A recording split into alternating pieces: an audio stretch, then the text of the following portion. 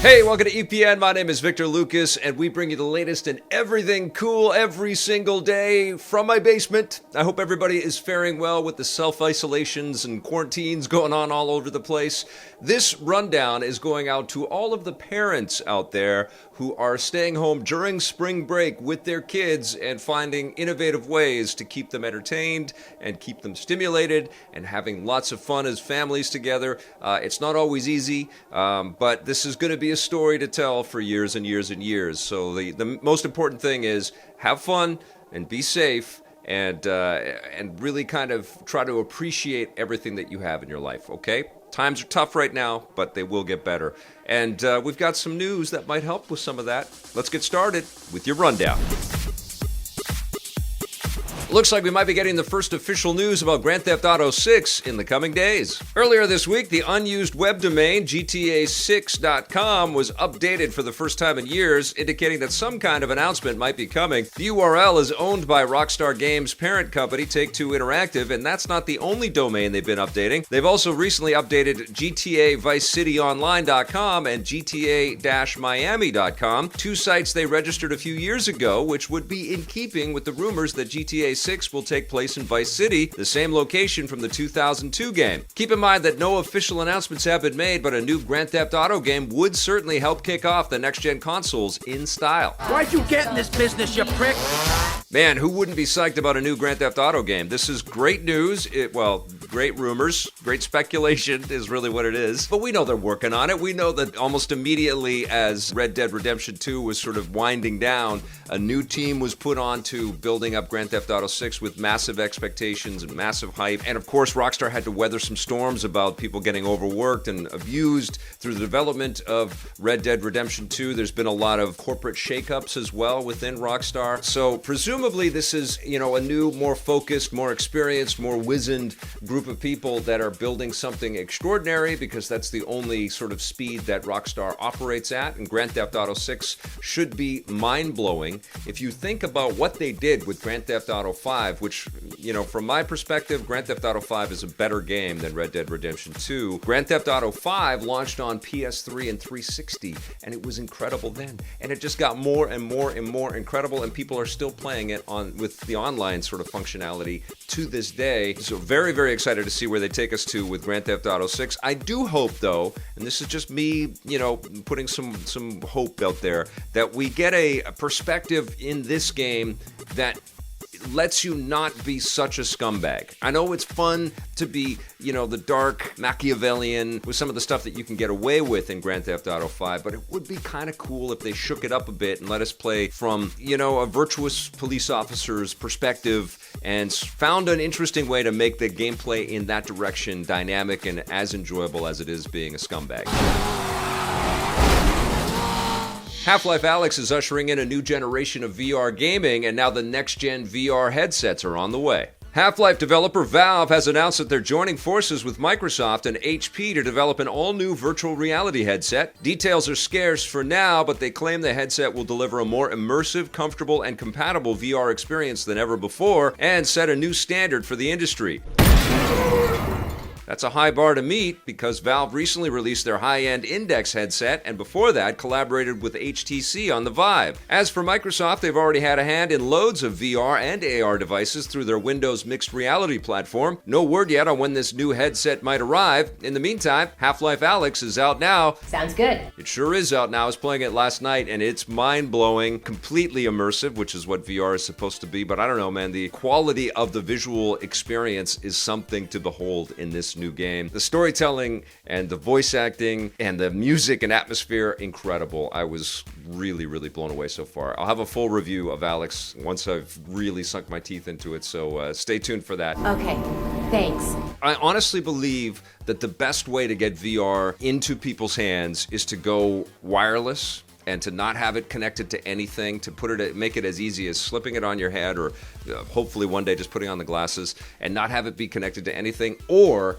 it is wirelessly connected to a console so that the console itself is so seamless and easy to play with. You don't have to tinker with anything, or, you know, all of the updating and stuff like that is handled in the background. You just have to pair your head-mounted display to your console, and it's as easy as that. And maybe that's what PlayStation VR 2 is going to be, but clearly the technology is going to get better and easier to kind of deal with, and that's what Valve is all about.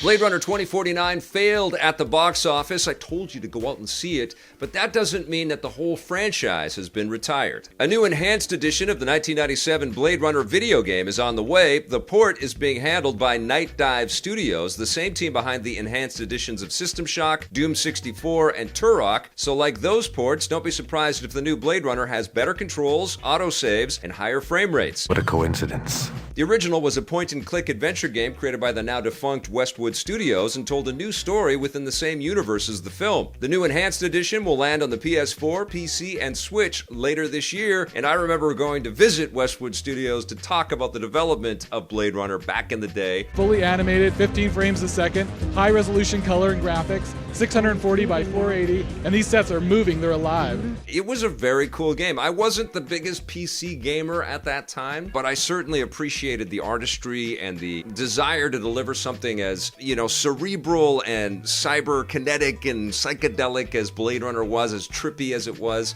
all of the mind-bending, unbelievably influential imagery that Ridley Scott's original film crafted and sort of gave to the world. How many times has the Blade Runner kind of aesthetic been ripped off?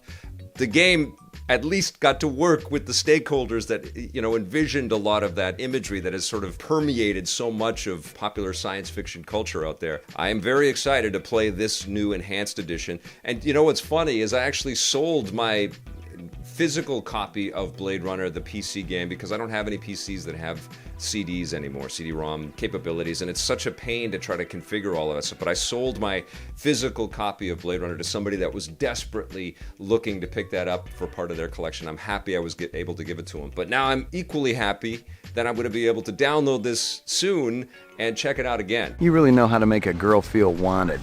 We have to wait a few more years for a new Aquaman movie, but it sounds like there's a silver lining. The upcoming sequel to the fishy 2018 blockbuster will borrow inspiration from the Silver Age Aquaman comics. That's according to screenwriter David Leslie Johnson McGoldrick, who told fans on Twitter that although the new film's story won't be based on any specific comic, the Silver Age books represent the vibe they're going for. The Silver Age ran from the mid-1950s to the early 1970s and put a stronger emphasis on less dark and more do-gooder style superheroes like, well, Aquaman. This could mean that the film will have a less dark vibe, which would be in keeping with the direction of other new DC movies like Wonder Woman and Shazam. Aquaman 2 lands in 2022, and Warner Brothers is also working on a horror-themed spin-off called The Trench. I already got one of those. As for comics themselves, well, things aren't looking as good. Diamond Comics Distributors, which prints and distributes comics from DC, Marvel, and other big publishers, has announced that they're suspending operations as a result of COVID-19. That means basically no new comics will be going to stores for the time being, although stores have already been forced to close their doors in many major cities. I think that's exactly the right direction to go with the Aquaman movie. The Silver Age was a time period of, I guess, you know, it was after World War II, and there was this vibe of positivity across all media, across television. And I think the Comics Code came into being during that time frame because there were politicians that were talking about comics being bad for kids. And so a lot of shifts had to happen during the Silver Age. Batman drove around the Batmobile in the day, and he had rainbow suits sometimes. He had small ears, and I read a lot of those books because I became obsessed with comics through the 70s and the 80s, even though I'm only 35 years old, so I don't know. But I used to read a lot of that stuff, and I really loved it as a younger comic reader. It definitely got darker in the 70s with people like Neil Adams sort of taking a different, more realistic approach to the visuals, and the storylines got a lot darker after the Vietnam War. But that Silver Age era is pretty cool stuff to mine, and you know, as I talked about last week on the Rundown, I think that the world will be a lot more ready and open to talk about things around solidarity and about rebuilding and hopefulness and optimism and the Silver Age stuff. There's a lot of great material to kind of pull from there. And you know what? I had way more fun with that last Aquaman movie than I expected to. Jason Momoa is a blast to watch. My hat's off to James Wan. That guy is a crazy and inventive filmmaker, and his work is a lot of fun. That was awesome. Now, some uplifting news is coming from a game that is anything but uplifting. Plague Inc. developer Endemic Creations has announced that they're working on a massive new update for the game that will make it a little less dire. In the original game, players were tasked with creating a virus that wipes out the human race, but given recent events, the new update will turn things around and allow you to save the human race instead. No gameplay has been revealed, but we do know that players will be able to manage resources to boost healthcare systems and research vaccines and cures, and also implement sensible actions like quarantines, closures of public spaces, and social distancing policies. Sound familiar? Best of all, Endemic Creations has donated $250,000 to the World Health Organization to help fight the real-life COVID-19 virus. They got the cash because Plague Inc. has seen a huge spike in popularity, becoming a top seller on digital stores despite the fact that it's almost 8 years old. You know what's funny? The other big thing that's happening in the entertainment world, in addition to Plague Inc. becoming so successful, is Contagion, that amazing Steven Soderbergh movie, which I loved when I saw it back, I think it came out in 2011.